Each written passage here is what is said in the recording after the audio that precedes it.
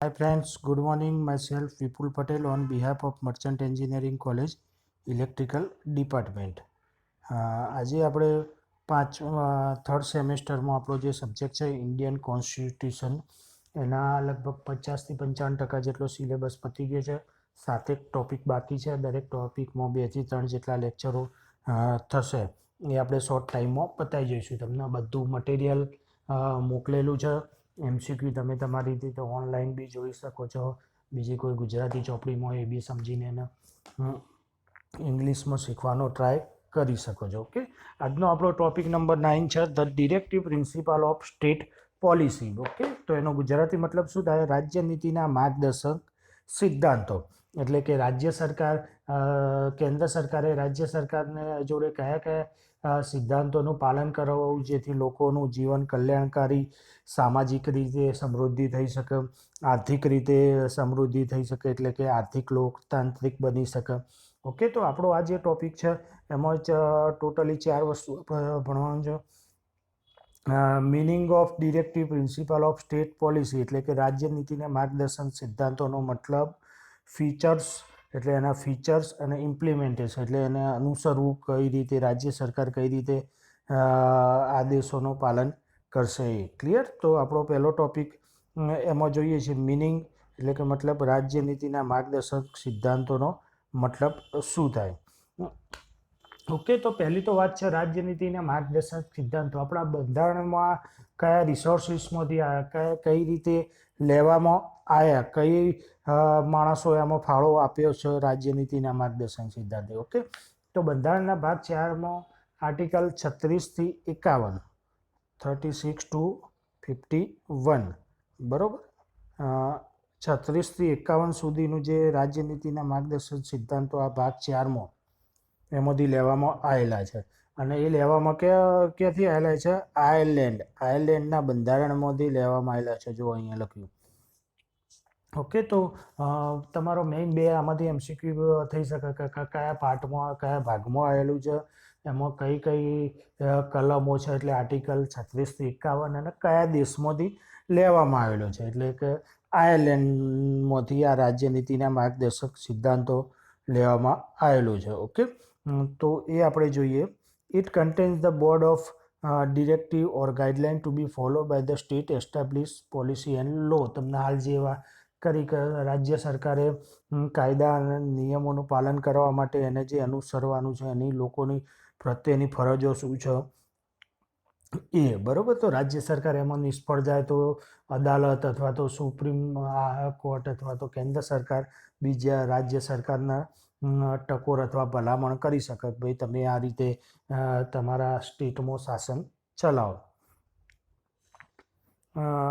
The Indian Constitution was written immediately after the India obtained freedom, and the contributor to the Indian Constitution were well aware of foreign state of the Indian economy as well as the fragile state of the national unity. એટલે બરોબર, ભારતનું બંધારણ આઝાદી પછી લખાયું તો એ વખતે જે બંધારણ ઘડવૈયા હતા એમને બહુ સારી રીતે ધ્યાન રાખ્યું કે લોકોની જિંદગીમાં સુખાકારી સામાજિક વ્યવસ્થા, આર્થિક વ્યવસ્થા અને કલ્યાણકારી રાજ્ય કઈ રીતે બની શકે એ માટે કયા કયા ફરજો, અધિકારો મૂકવી, એ બધું એમને બહુ સારી રીતે ધ્યાન રાખેલું છે.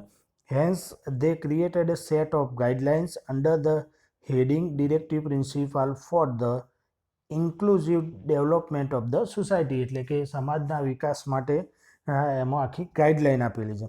Inspired by the constitution of Ireland એટલે કે આયર્લેન્ડના બંધારણ ઉપરથી the directive principle contain the very basic philosophy of the constitution of India and that is the overall development national through the guideline. એટલે કે આયર્લેન્ડના બંધારણ ઉપરથી પ્રભાવિત થઈને આપણે રાજ્યનીતિના માર્ગદર્શન સિદ્ધાંતો મૂકેલા છે. However the directive principle can not be enforced in court law and the state cannot be used for the same complement. રાજ્યનીતિના માર્ગદર્શન સિદ્ધાંતો માટે તમે કોર્ટમાં જઈ ના શકો. The directive principle are to be divided into 2 category એટલે કે 2 કેટેગરીમાં રાજ્યનીતિના માર્ગદર્શક સિદ્ધાંતો ડિવાઇડ કરે. એક સોશિયાલિસ્ટ ડિરેક્ટિવિટી અને બીજો આપ્યો છે Gandhian directive and liberal intellectual directive એટલે કે સમાજવાદ. પછી બીજો શું છે ગાંધીયન ડિરેક્ટિવ એટલે કે ગાંધીજીના જે વિચારો હતા એને કઈ રીતે ગાંધીયન ડિરેક્ટિવ એટલે ગાંધીજીના વાદ ઉપર.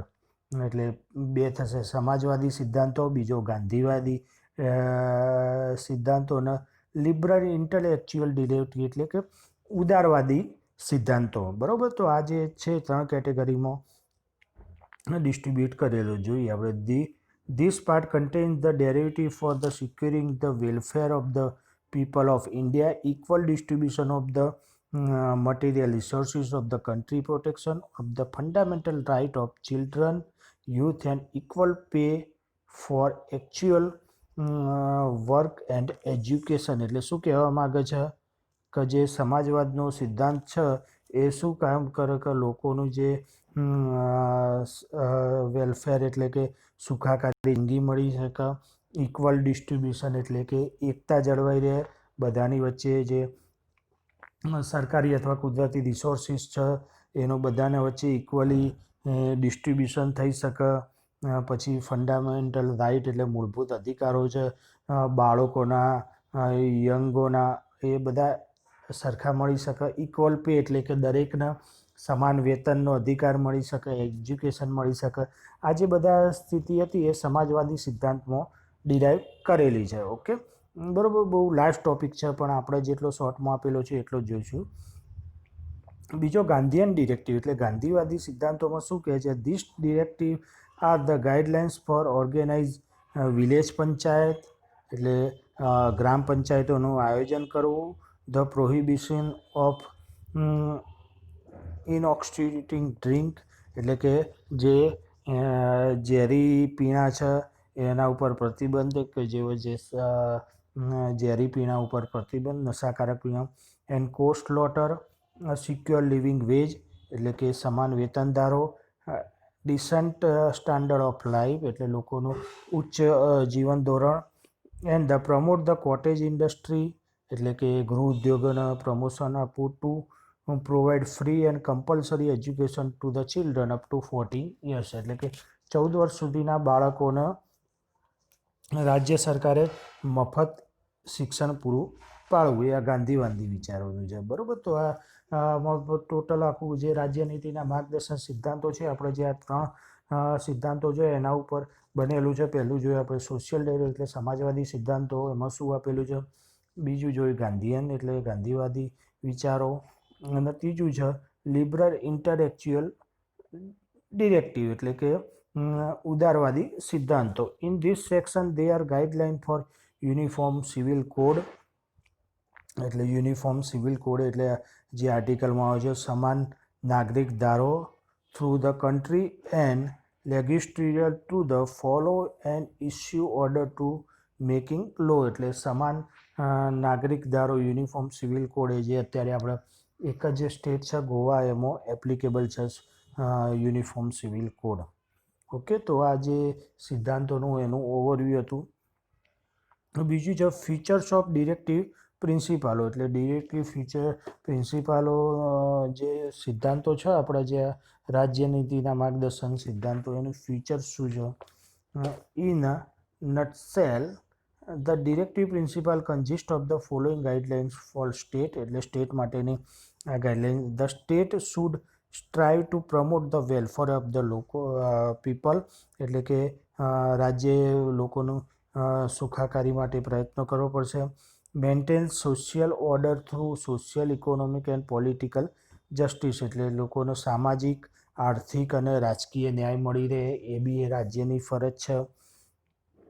The state should strive towards the removing economical inequality એટલે રાજ્યએ જે આર્થિક અસમાનતા છે એ ઓછું કરવાનો ટ્રાય કરવો પડશે. પણ તમે અત્યારે ઇન્ડિયાની વ્યવસ્થાના જોવો છો તો આર્થિક અસમાનતા દિવસે ને દિવસે વધતી છે. ગરીબ ગરીબ થતો જાય ને પૈસાવાળો પૈસા થતો જાય છે. પણ આપણા જે એનું પાલન શું, એનું કારણ શું કે જે આપણા કાયદાઓ ને બધું બન્યું છે એનું એકચ્યુઅલ પાલન થતું નથી. બાકી આપણા જે બંધારણના ઘડવૈયા હતા એમને તો ટ્રાય કરેલો હતો, મેક્સિમમ પ્રયત્નો કરેલા હતા કે ઇકોનોમિક ઇક્વલિટી જળવાઈ રહે. તમે જો સામ્યવાદી એવો શબ્દ સાંભળ્યો હોય તો સામ્યવાદી દેશોમાં શું હોય કે ઇક્વાલિટી હોય ઇકોનોમિક, બધી પ્રોપર્ટી કોઈ લોકોની ના હોય. અહીંયા આપણે તો જુઓ તો લગભગ દેશની મોટાભાગની પ્રોપર્ટી ઘણા ગાંઠો ઓગળીના વેઢા ઉપર હોય, એટલા ઇન્ડસ્ટ્રીલિસ્ટની વસ્ટ જોડે જ હોય છે. એનો મતલબ શું છે કે ઇકોનોમિક અનઇક્વેલિટી. પણ રાજ્ય માટે પાલનો છે જુદી જુદી રીતે, જુદી જુદી સ્કીમોમાં અમુક રીતે લોકોને મદદરૂપ થઈ અને આર્થિક અસમાનતા ઓછી કરે છે. Removal of inequality and status and opportunity, એટલે લોકોને તકની સમાનતા આપવી જોઈએ. પછી to secure adequate means of livelihood to the for citizen, એટલે કે જે નાગરિકો છે અને એને જીવન ધોરણ ઊંચું લાવવા માટેના પ્રયત્નો કરવા જોઈએ. કોને કરવા જોઈએ? રાજ્ય સરકારે. ઓકે, નેક્સ્ટ આગળ શું છે? Equal work opportunity for both and women, men and women, એટલે કે લોકોને સમાન સ્ત્રી અને પુરુષનો સમાન અધિકારો આપવા જોઈએ. Prevent the constitution of welfare in specific pocket through the inform distribution of the material resource among the સત્ર ઓફ ધ સોસાયટી, એટલે કે સોસાયટીના દરેક લોકોને યુનિફોર્મ રીતે જે રિસોર્સિસ છે એ પ્રોવાઈડ કરવા જોઈએ. Prevention of child abuse and expose in work, એટલે કે શું કહે કે બાળમજૂરી ઉપર પ્રતિબંધ મૂકવો જોઈએ. બરાબર, એ થયું. પછી એના પછી શું કહે છે? Protection of childrens against moral and material abandonment, એટલે કે બાળકોને સારી રીતે પ્રોટેક્શન આપવાનું સરકારનું.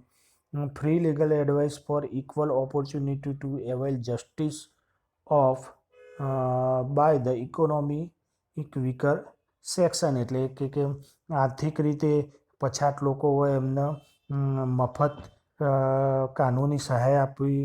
એ પણ આર્ટિકલ 39માં છે, સમાન ન્યાય અને મફત કાનૂની સહાય. આ બધા આર્ટિકલ જ આપેલા છે. આના પછી આપણે ગુજરાતીમાં દરેક આર્ટિકલની વાત કરીશું. Organization of village panchayat which will work as autonomous body working towards the giving justice, એટલે ગ્રામ પંચાયતની રચના કરવી કે જે એટોનોમસ બોડી હોય, કે પોતાની રીતે સ્વતંત્ર ડિસિઝન લઈ શકે. તમે જોતા દરેક ગ્રામ પંચાયતોની ચૂંટણી થતી હોય છે, તો એ બી એક રાજ્ય નીતિના માર્ગદર્શન સિદ્ધાંતોમાં આવેલું છે. અન્શ્યોર the assistant to be needy including the unemployment, sick and disabled and older people, એટલે કે અનએમ્પ્લોયમેન્ટ વાળા લોકો, બીમાર લોકો, ફિઝિકલી ડિસેબલ હોય અથવા તો વૃદ્ધ હોય, એ લોકોને મદદ કરવાની એક સરકારની જવાબદારી છે. પછી ensure proper working condition and living wage, એટલે કે લોકોને જીવન જીવવા માટે સારી પરિસ્થિતિ ઊભી કરવી અને એમને સમાન વેતન પૂરું પાડવું. Promotion of cottage industry in rural, એટલે કે ગામડાઓમાં જે કુટીર ઉદ્યોગો છે, કોટેજ ઇન્ડસ્ટ્રી એટલે શું થાય? કુટીર ઉદ્યોગો. કુટીર ઉદ્યોગોને પ્રોત્સાહન આપવું જોઈએ. પછી the state should endeavour towards a uniform civil code for all citizen of India, એટલે કે શું છે? યુનિફોર્મ સિવિલ કોડ એટલે સમાન નાગરિક ધારો એ પ્રોવાઈડ કરવું જોઈએ ભારતના દરેક નાગરિકોને. Free and compulsory education for children below the age of 40, એટલે 14 વર્ષના બાળકોને મફત અને ફરજિયાત શિક્ષણ આપવું. એ બી રાજ્ય સરકારની રાજ્ય સરકારના સિદ્ધાંતો છે. Economic and educational upliftment of scheduled caste and scheduled tribe and other worker section of the society, એટલે શું કહેવામાં છે? અનુસૂચિત જાતિ, અનુસૂચિત જનજાતિ અને આર્થિક રીતે નબળા લોકોને શૈક્ષણિક અને આર્થિક વિકાસ માટે મદદરૂપ થવું જોઈએ. Prohibition of alcoholic drink, recreation drug and cow slaughter એટલે શું કહે છે કે સ્વાસ્થ્યને નુકસાન કરે એવા પીણા ઉપર પ્રતિબંધ મૂકવો જોઈએ. પછી કાવ શું લખ્યું છે? કાવ સોલ્ટર એટલે કતલખાના ઉપર પ્રતિબંધ મૂકવો જોઈએ. પછી preservation of the environmental by safeguard the forest and wild life.